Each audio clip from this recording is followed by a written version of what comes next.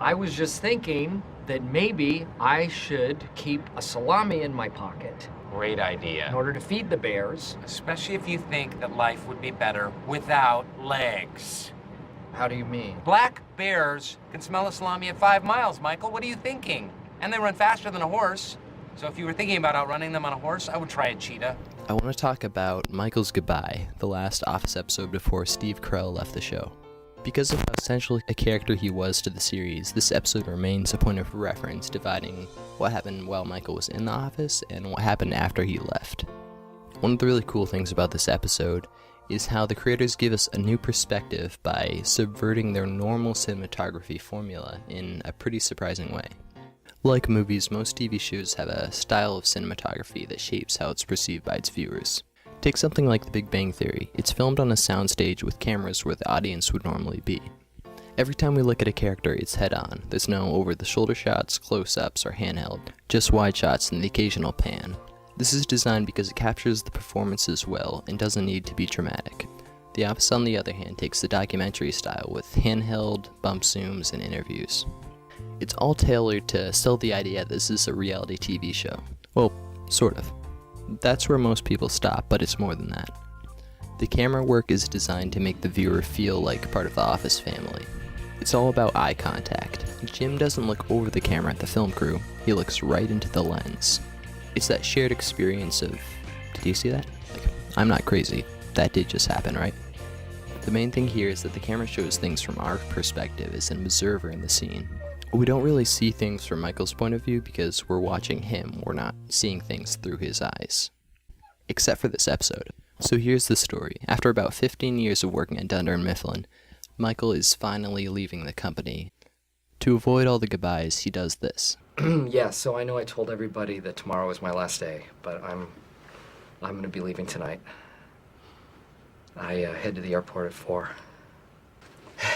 And I said goodbye to half of them.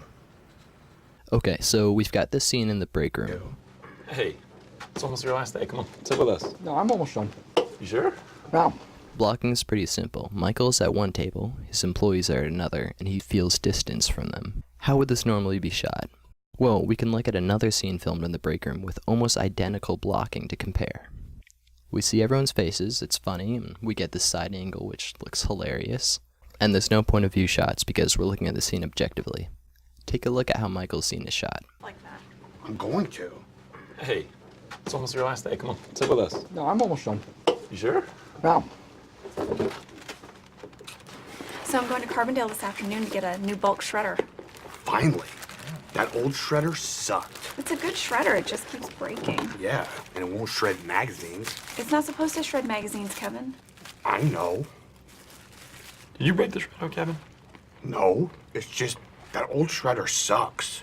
Just get one that'll shred magazines. I don't think any of them are supposed to shred magazines. So this is obviously more dramatic. We get close-ups of his face to see the sadness in his eyes, and then we kind of get his perspective of the people he's about to leave.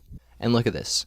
Creed is looking down, Jim we only see in profile, and Pam's back is turned, we don't even see her face. This last point is really important. Michael doesn't see Pam's face, which accentuates his further realization that he won't get to say goodbye to her. Jim, where's Pam? She's still pricing the whatevers, the shredders. But it is already 3 o'clock.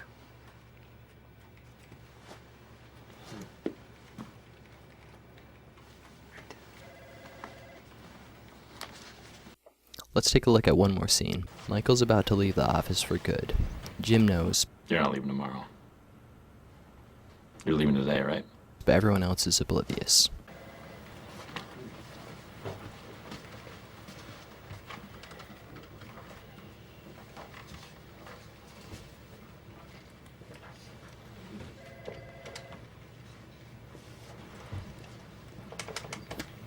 Again, what you would normally see here is camera angles amongst the cubicles because they want us to feel like we're part of the family.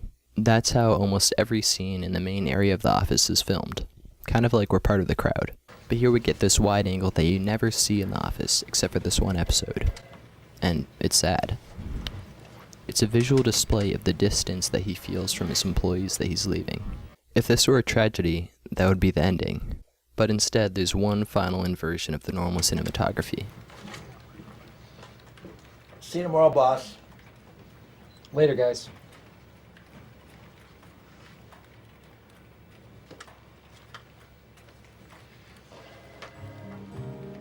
Where we'd normally have Jim give a look to the camera to share a moment with the viewer, this time he shares the moment with Michael.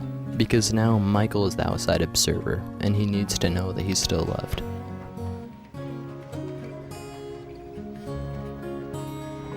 A lot of filmmakers today don't really know how to make a scene emotional. In an effort to add drama, they'll pile up a ton of tragic events with big swelling music and heavy-handed dialogue. But it's nice once in a while to see something that appreciates the small, quiet moments. Because there are times when something as ordinary as saying goodbye can be really bittersweet.